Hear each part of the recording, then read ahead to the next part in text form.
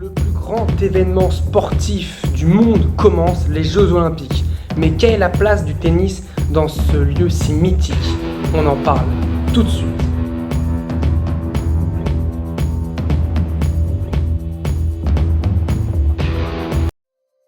Salut à tous, j'espère que vous allez bien, je suis très heureux de vous retrouver pour une nouvelle vidéo. Aujourd'hui, on va parler des JO et du tennis, les Jeux Olympiques et le tennis. Est-ce compatible? Est-ce un amour impossible entre ce sport et ce monument qu'est les JO? On en parle justement tout de suite. On rappelle donc en 2016 qui a remporté les JO, c'est Andy Murray, qui a d'ailleurs déjà remporté les JO. En 2012, qui avait eu la médaille d'or, Juan Martín del Potro, qui était revenu à un niveau absolument épique, qui ne sera pas là malheureusement cette année, qui avait remporté la médaille d'argent. Et Nishikori, qui avait remporté la médaille de bronze en battant pour le match, pour la 3e place, du coup Rafael Nadal. Rafael Nadal qui avait lui remporté en même temps la finale en double avec Marc Lopez, donc il a eu la médaille d'or en double, donc il était quand même pas, il avait quand même remporté une médaille Rafael Nadal en 2016, en plus de 2008 où il a remporté les JO. Alors le tableau pour les JO, on voit quand même des têtes d'affiche qui sont là, Novak Djokovic notamment, Daniil Medvedev, Stefanos Tsitsipas, Alexander Zverev. On voit aussi beaucoup d'absents, on en parlera. Andrei Rublev aussi qui est là, des joueurs aussi très intéressants comme Davidovich Fokina, Lorenzo Musetti qui est là, qui pourrait rencontrer Djokovic au 3e tour, même pourquoi pas Davidovich Fokina.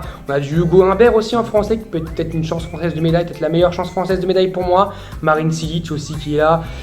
Félix Auger-Aliassime qui jouera face à Andy Murray, ça c'est pour moi le choc du premier tour.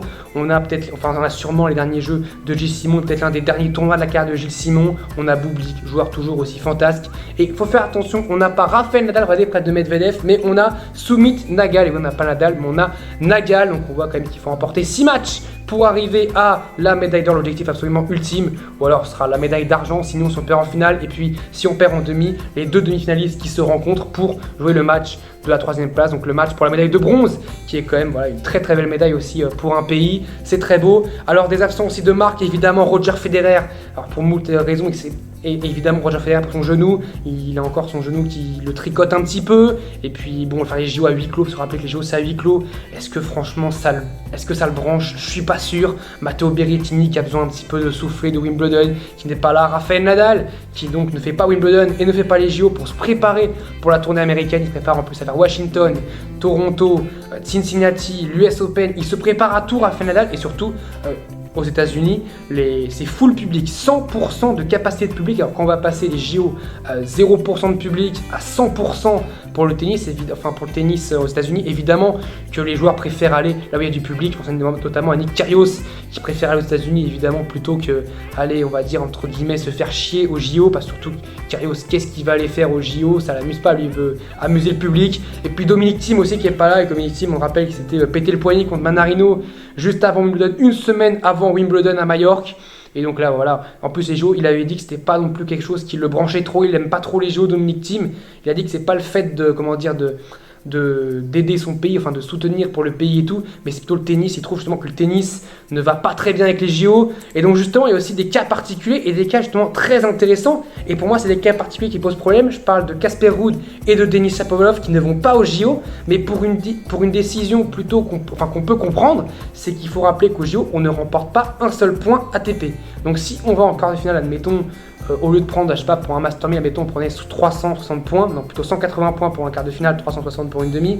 Là, on ne prend rien du tout, on prend 0 points. Donc on peut gagner au titre, avoir une médaille d'or, c'est absolument exceptionnel. Mais si on perd en quart de finale, on se retrouve sans rien, sans aucun point. Donc on est venu un petit peu au JO, pas pour rien, parce qu'il y a quand même l'ambiance et tout, même si l'ambiance cette année elle sera pas là. Donc on est un petit peu là au JO, mine de rien, pour rien, si on ne prend pas de points. Alors que Casper Ruud et Denis Shapovalov, ils sont partis faire les tournois pour aller gagner des points. On rappelle que Ruud a gagné le stade cette semaine, il a remporté 250 points. Et là, il est en demi-finale d'un autre tournoi pour remporter encore 250 points. Donc il peut aller se faire 500 points en 2 semaines. Là où s'il avait été au JO, pour tout le respect que j'ai pour Casper Ruud, je voyais absolument pas prendre une médaille. J'adore Casper Ruud, mais franchement, finir dans les 3 premiers des JO, je le vois absolument pas faire ça, sachant qu'il y a Novak Djokovic au moins, puis des Medvedev, des Tsitsipas, des joueurs comme ça qui peuvent prendre des médailles. Pour moi, Ruud n'aurait pas eu une médaille et il n'avait absolument aucune raison d'aller au JO, puisque regardez, il se bat pour le Master, c'est classement à la race à ce moment-là. Il vient donc justement de passer Denis Shapovalov, mais il est à 400 points de la place pour le Master, ce serait son premier Master en carrière. Sachant que là, s'il reprend 250 points, il se rapproche vraiment il sera vraiment très proche de la phase, du cut pour aller au Masters. Donc moi je trouve qu'il a raison de ne pas, c'est moche à dire, mais je trouve qu'il a raison de ne pas faire les Jeux Olympiques.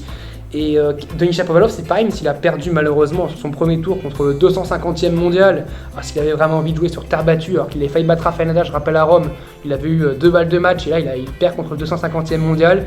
C'est vraiment c'est Denis Shapovalov incapable de gêner Novak Djokovic pendant 3 sets à Wimbledon et capable de perdre en 3 sets contre le 250e mondial. Donc pour moi, c'est cas particulier, ça pose vraiment problème parce que ça pose vraiment un problème sur les Jeux Olympiques pour le tennis qui ne rapporte pas de points, alors qu'avant, jusqu'en 2012, ça rapportait des points. Je crois que c'était même 750 points pour le vainqueur, donc c'était quand même pas mal. Il y avait aussi quand même pas mal de points aussi pour ceux qui perdent en demi ou en quart. Et pour moi, c'est tous ceux qui perdent en quart.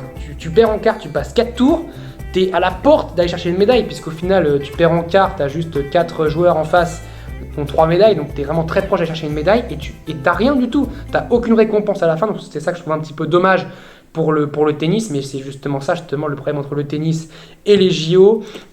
Et puis, alors, nos chances françaises, évidemment, nos chances de médailles françaises, je pense qu'on peut dire qu'elles se rapprochent bien plus en double qu'en simple. Je pense qu'on a beaucoup plus de chances de remporter des médailles en double que des médailles en simple. Alors, Herbert Mahut, évidemment, même si on rappelle qu'Herbert avait eu un petit problème au genou. À Wimbledon, ils avaient abandonné, ils avaient abandonné, oui. Herbert qui s'était fait mal au genou, qui a fait une IRM à Paris. Il a eu le feu vert pour aller à Tokyo. Donc, est-ce que c'est un feu vert où c'est vraiment tout est vert, tout est bon, il peut y aller? Ou alors c'est un feu vert un petit peu orange où, attention, il ne faut quand même pas prendre trop de risques. J'espère quand même pour Pierre-Hugues que c'est un feu vert, absolument vert, où il peut vraiment aller défendre ses chances à 100%, surtout qu'il a un premier tour pas simple contre Andy Murray et Salisbury, donc franchement pas évident face à Andy Murray, évidemment, qui va tout faire pour encore essayer de remporter les médailles d'or. Alors en simple pour Andy Murray, je pense que ça va être très très compliqué, si je suis fan d'Andy Murray, ça va être hyper compliqué de remporter les JO, de remporter les JO une 3e fois de suite. Mais en double, pourquoi pas? Parce qu'en double, c'est, on va dire, physiquement un peu plus simple qu'en simple, justement. On a Caroline Garcia et Mladenovic qui font le simple et le double. Alors, pas de Textile Gate, j'espère, pour les filles cette année. Pas comme à Rio, elles vont pas nous faire le coup. Hugo Humbert qui sera là pour le simple. Et d'ailleurs, il fera le double aussi avec Gaël Monfils, que j'ai mis d'ailleurs aussi en bas à droite. Hugo Humbert qui joue très bien en ce moment, qui a peut-être une chance de médaille, mais si peut-être Tsitsipas au 3e tour. Alors Tsitsipas, franchement, ça va pas être simple du tout, même très très compliqué pour Hugo Humbert. Et puis Gaël Monfils qui vient de se marier, alors pourquoi pas, peut-être la folie du mariage, enfin l'excitation du mariage, voilà, son voyage de noces à Tokyo, est-ce que ça peut bien se passer? On l'espère pour Gaël Monfils. En tout cas, on suivra très attentivement ces Jeux Olympiques. Comment vont-ils être avec le huis clos? Ça va être bizarre. Pour tous les sports, pour tous les sports, notamment pour l'athlétisme aussi. Alors pour tout ce qui est athlétisme, ça va vraiment être, parce qu'il y a toujours du public, ça va vraiment être très compliqué ces sports-là sans public. Le tennis, on va dire entre guillemets, a eu l'avantage d'avoir eu des compétitions sans public, donc on va dire que les joueurs ils sont un peu plus préparés que dans certains sports, mais ça va quand même être très très bizarre de voir le plus grand monument du sport, le plus grand événement sportif du monde, avec justement devant la Coupe du Monde de football. Voir ça honnêtement sans public, c'est triste, et je pense que les JO vont être assez ternes, même si j'espère quand même avoir quelques grains de folie avec l'équipe de France, avec la France, ça va nous rapporter beaucoup de médailles, et pourquoi pas en tennis, pourquoi pas en double. Allez, j'espère, on mise au moins sur une médaille française. Je pense qu'elle sera en double, la médaille française, peut-être une médaille de bronze, une argent ou d'une or, mais n'importe quelle médaille, nous je pense qu'on prend. Je vous dis salut à tous, portez-vous bien.